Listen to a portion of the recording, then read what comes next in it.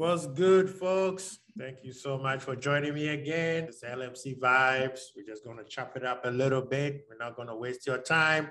You guys know what's going to happen tomorrow. Liverpool versus Benfica at Anfield under the European nights. You guys know how it is at Anfield during European lights. Always crazy out there.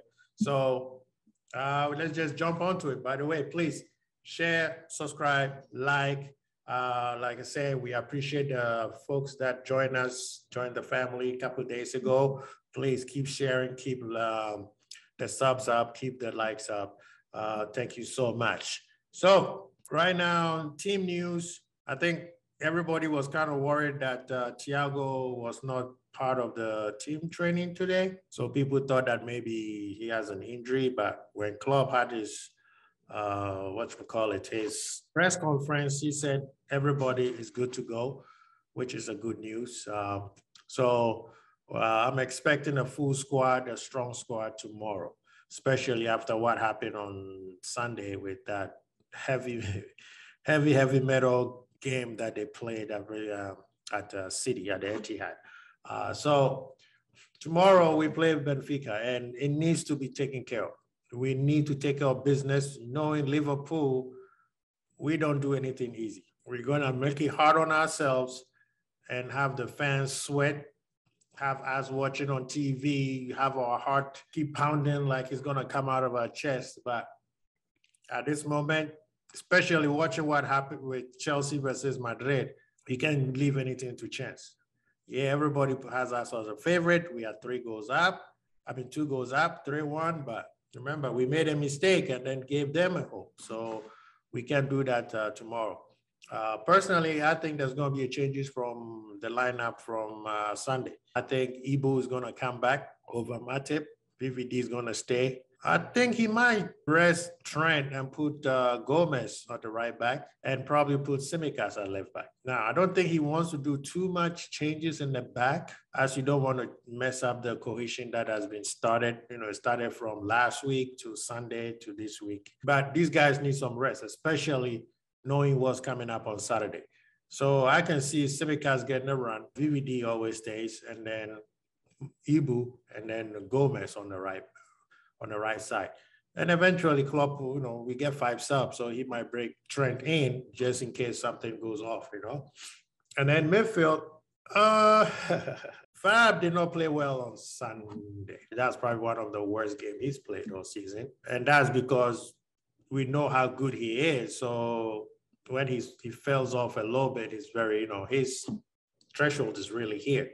For somebody, the way he played is like, oh, wow, he played well. But for us, we know how good he is. So a lot of us were like, nah, he didn't do too well. But because the Saturday game coming up, and we need to win this game, I think he's going to keep him. He's going to keep Fabinho.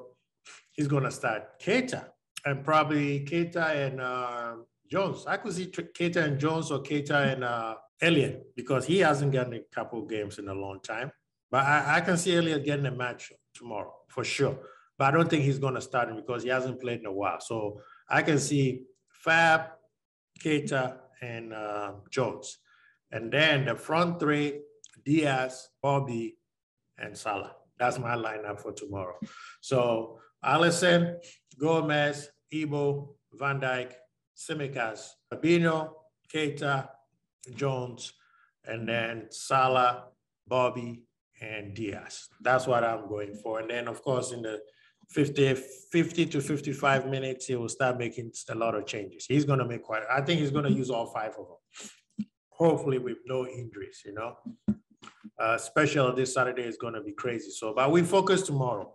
Tomorrow is important. We need to win. Nunes was a handful, especially when he scored that goal. For about 15 minutes, they became a problem. And Liverpool was able to weather the storm. Nunes right now, it seems like Manchester United, Arsenal, they're all looking at him right now, and he's hot property right now for everybody. And from what I read some place today that Benfica has put 80 million euros on his head. So whoever wants him, that's how much you have to pay. Now, how are we going to approach this game?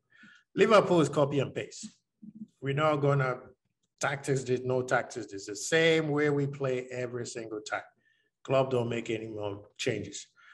So I think we're going to be more pragmatic. We're not going to go gung-ho.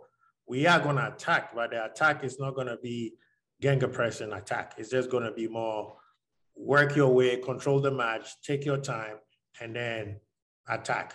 So we're not going to be super pressing. They're not going to come out, especially in the second half. In the first half. They're going to try to at least get a goal. And then in the second half, they will come out because they know if they come out, that's suicide. So we need to at least score a goal in the first half. You score a goal in the first half, now you put doubts on them. That means they have to come out. And when they come out, we know what we're doing. So that's how I see how we have to play. We have to control the midfield. And that's why I have Keita and Jones playing. They both have very, technical abilities in terms of holding the ball and controlling the midfield. That means Jones has to play his behind off. This up and down things is not going to work. There's no way he's playing Thiago tomorrow. He needs Thiago for Saturday. And I see us going through. I don't see why not, especially on an Anfield. Yes, we lost to Inter Milan, but, it was match set. We already beating them at 0, so it didn't matter. The only difference between this one is they scored. So if they were to score a goal, they will put us under heavy pressure to score a second one, which allowed them to go, extra time, and then anything can happen. So we can't allow them to even have. As soon as the match goes, we have to dent their hope. Control the ball. If we play defense with the ball, there's nothing they can do. They could half and half above, they would tire themselves out. So that's how I see it. I think Liverpool's going to go through to the semifinals. Let's discuss what happened a little quick on what happened during today's matches. Let's start with Villarreal. Villarreal took care of Bayern today. It's crazy how they did it because when they were in last week, Griscan was like, these guys are missing a lot. They created a lot of chances and they missed a lot of chances, and he was like, this is going to hurt them. But the fact that Bayern could not even score, that was even surprising to me. We know that their defense is shaky. That's what made Liverpool a little bit of a favorite, but their attack is potent, and they couldn't score in Spain. Then when they come here, it took them almost 40 minutes for them to score, Lewandowski. And Villarreal, a couple of times trying to hit him on the counter-attack, and they almost got him a couple of times. They missed a lot of chances. But then at the 87th minute, Chukwueze scored the goal. And, that's the worst, the best and worst time to score. And they threw, Unai Emery has done very well. He won the Europa Cup for them, and now he has them going to semifinals with 2 matches, 180 minutes or plus to get to the final. So that's kudos to him. This is why patience is very important, fans. Arsenal fans, you got yourself to be blamed. If you guys have not made all that noise, I guarantee you the board will have never sacked him. That's the same problem Manchester United fans are going through right now. They are very quick to blame the board. They are very quick to point a finger at somebody. They don't hold their players accountable. You hold your players accountable, they're going to play well. And when they play well and there's a deficiency somewhere, it will show up. And then the owners will have to do something. We saw that with Liverpool when we needed defenders, when we went through our injuries. Everybody knew where the problem was, and the owners could not hide. Of course, they had Igbo in mind, and that's the only person they wanted. That's besides the point. The point is, it's obvious. You can't hide from that. So when the fans are upset, it's obvious. You could say the same thing with Newcastle, but at least Newcastle, Mike Ashley left them with zero debt. So that means these new rich owners can spend as much money as they want. It's very important to know how to hold your team and your owners accountable. You went to Old Trafford and you trashed that place. After that, I was done. I'm usually on the fan side, but when you trash the sanctuary, you're done with me. So hey, suffer. Una Emery, good job, great job.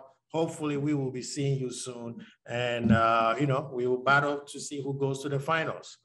Second match of the day, Real Madrid versus Chelsea. Wow, what a match. This was amazing. If Chelsea had pulled this off, it would have been one of the greatest comebacks, especially going to the Bernabeu and scoring 2 goals. Did I say 2 goals?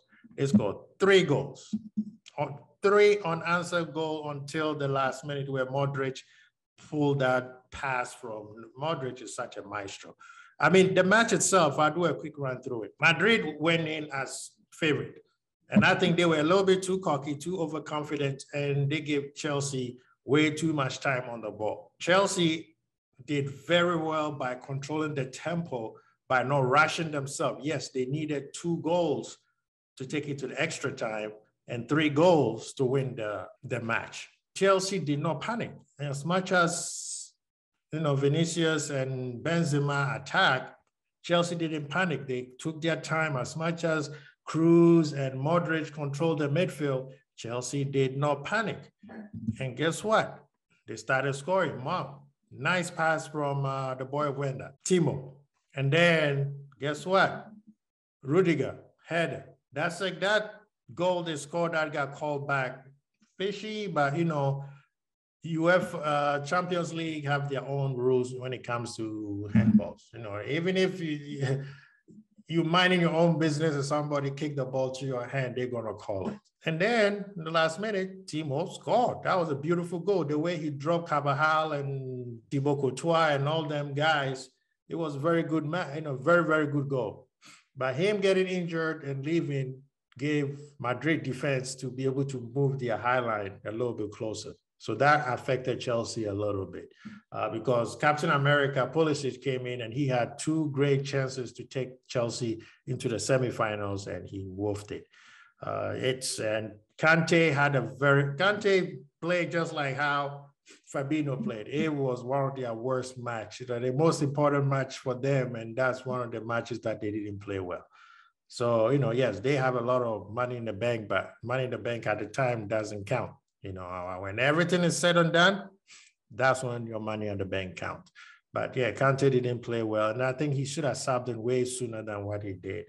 But Chelsea did well. We give you congrats. Not congrats, but kudos on your attempt. You were close, but so far, and then of course, Big Ben's just shut you guys out in the final minute. You had it. You were very close. The thing that cost you guys the game is not just the substitution, but it's just when you were 3 goals up, you should have shut everything down because now they were panicking.